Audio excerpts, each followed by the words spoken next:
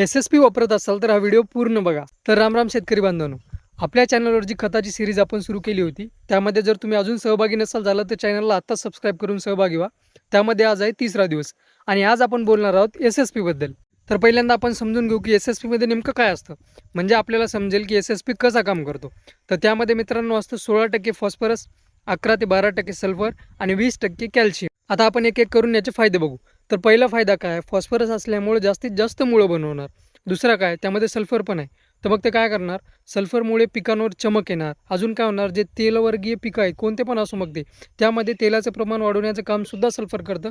त्यामुळे त्यासाठी पण हे उपयोगी आहे. आणि राहिला विषय कॅल्शियमचा, तर कॅल्शियम जसं आपल्या हाडांना मजबूत करतं, तसं झाडाला मजबूत करण्यासाठी सुद्धा कॅल्शियम महत्त्वाचं आहे. आणि कोणत्या पिकाला द्यायचं, तर तसं तर सगळ्याच पिकाला आपण देऊ शकतो. पण ज्या पिकामध्ये तेलाचं प्रमाण जास्त असतं त्या पिकांसाठी हे खूप फायदेशीर आहे. चला मग या व्हिडिओमध्ये एवढंच. भेटू पुढच्या व्हिडिओमध्ये. आणि जर तुमचे काही प्रश्न असतील तर मला कमेंटमध्ये विचारायला विसरू नका.